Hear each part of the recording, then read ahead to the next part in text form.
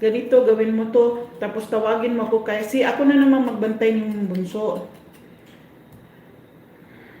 Tapos yung panganay namin is grade 2. Yung nadating ako dito, grade 2, grade 3, pag ganyan, pag grade 3 na siya. Tapos yung pangalawa, babae, nasa kinder na siya. So ngayon yung ano namin is grade 10, grade 11 na yung panganay namin. Yan. Wala. Sa loob, sa labas lang siya meron.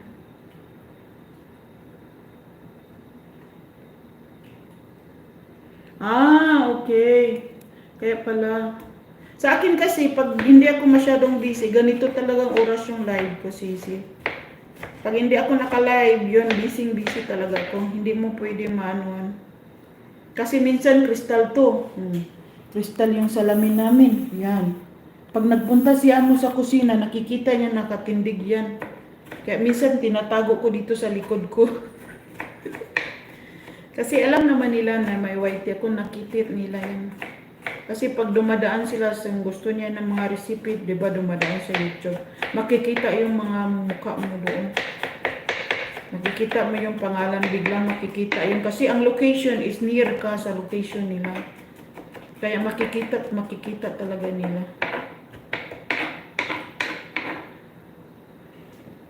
Wala, hindi ko pala pinatay. Sabi ko, pinatayin mo na, hindi pala napatay. Naku po. Hindi pala napatay. Usap pa ng usap. Usap pa ng usap. Waiting for more.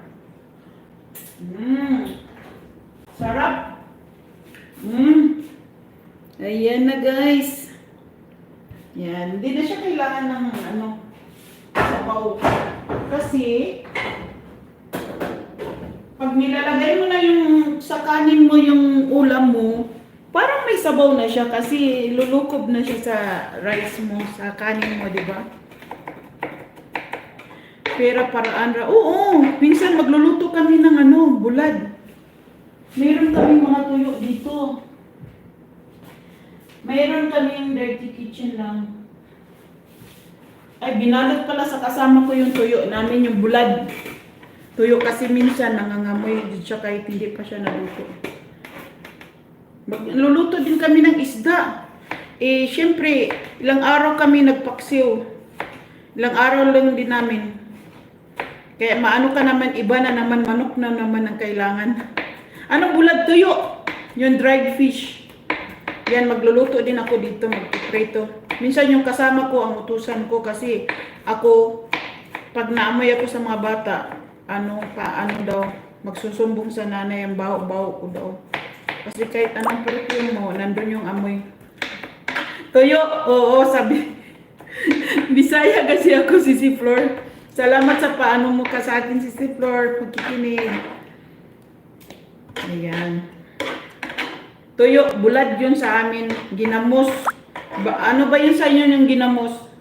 Yung bang may sabaw ganing? Ano yun sa Tagalog yung ginamos? Ano ba yung tama yung Tagalog? Yung combine sa puro Tagalog.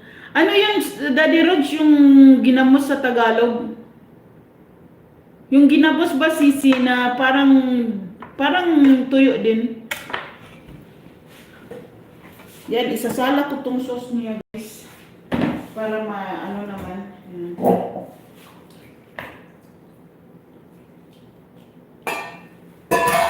Yung natin sa natin guys. Yung sa sa natin. Kasi magagamit lang to. Yung sa tubig sa buto. Ayan. Para magagamit natin. Bagoong! Yun! Ginamos yan sa Bisaya, Sisi. Una. Oo, una. Ginamos. Bagoong. Oo, yun. Pasensya na kasi ako hindi ko masyadong marunong sa Tagalog. Pasensya na guys. Yan. Pasensya na.